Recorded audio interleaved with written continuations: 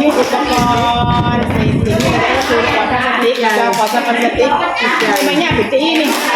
แต่ก่อนจะยากเราก็ตั้งวางใช้เอาเล่นไหนจ้าแต่ว่าจะดูไม่แน่น้ำใจล้างอาชีพดีละล้างอาชีพมาเนี่ยมาเล่นอะไรมาอ้อยอะไรไหนล่ะ นี่ก็อ้อยอะโลอยู่นี่คือดอกนาหลานี่ดอกนาหลา ใช่ป่ะดอกนั่นกัน นาหลา ชบาชบาชบาชบาแดงชบา แล้วไปที่โรงงานนี่จะมีต้องได้ใส่สาร ถ้าว่าไอ้เลี้ยงใช้เนี่ยนะไอ้เลี้ยงอันนี้อะไรใช้ไปอยู่ได้แต่อันนี้เอาไปไม่ไอ้สีเนี่ยเดี๋ยวน้องอย่าไป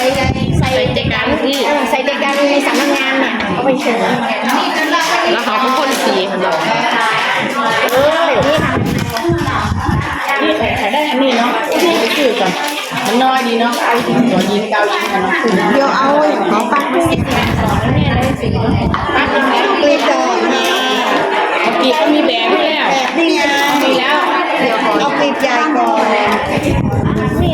ไก่บอกไก่บุมีนะจ๊ะเดี๋ยวก่อนเดี๋ยว จ้าเว้ยนี่เป็นเด็กเป็นงานคนจ้าเอาเป็นผู้ชมฮะเอาเป็นคนนักพ่อเอาอย่างไรได้อันนั้นมา แล้วทำไงล่ะเสร็จแล้วทำไงล่ะ เอานะคะพอติดเย็นเจ้าเ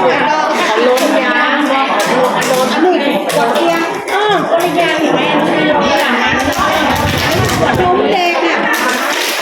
แดงหมดแต่ว่าพวกนี้ไหนแล้ว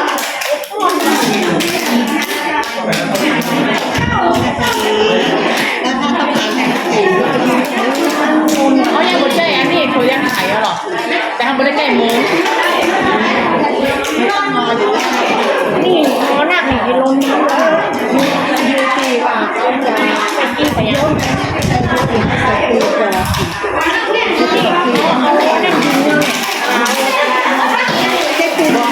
ยมีคนจะหนาว ขอได้สักดอกแล้วอ่ะเอ้ถึงช่วงมันขอได้หนึ่งดอกนี่ก็ดีโอเคละเนี่ยไ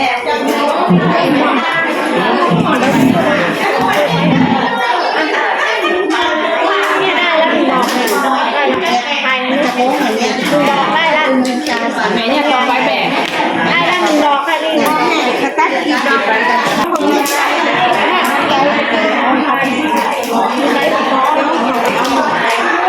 แบบนี้เขาเป็นคนล้นนะพวกเอาไปเองนั่งดิพุกล้นไม่เคยเป็นนั่ง เอาแล้วล้นอีกตาเดียวใหญ่ได้สักอย่าง บ้านเป็นคนแบบนี้บ้านมันล้นคนล้น ล้นก็ไม่ได้ทิ้งนะเป็นคนทิ้งนะใจกู้ อันนี้มันต้องแลกอีกไหมแลกอีกอย่างเดียวอันนี้เนาะล้นสมการที่เราอีกเราหมดเราก็ติดเลยก็ไปหากันได้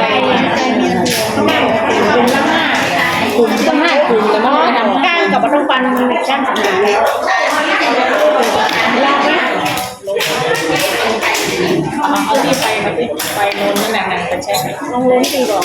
ไหลก่อนลองล้นฝึกล้นลงตั้งไหนตั้งตู้หรือตั้งบน ติดง้อหรือตั้งง้อ โง่เข้า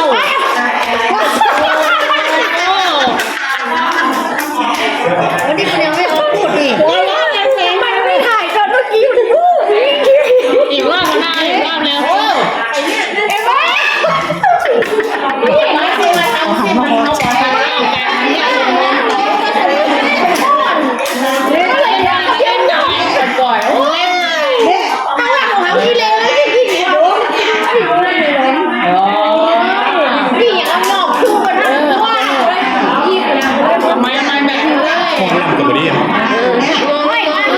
ใจเย็นมาโน้ตมันห้อยไปถึงกลาง ใจเย็นไม่รู้ใช้คำว่าใจเย็น ไม่ใจเย็น ไม่ลองไปเช็คเยอะ ใจเย็นค่ะหน้าตาเสร็จเรียกคนอื่นมาเอา โดนเล่นไปก่อน ย่างคนอื่นมาเอาคนยังไงเขาไม่หัน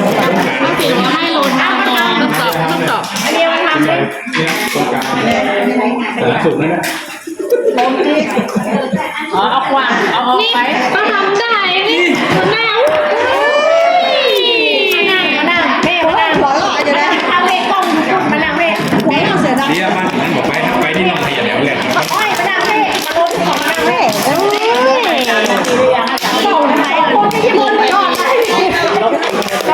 ตลอดละ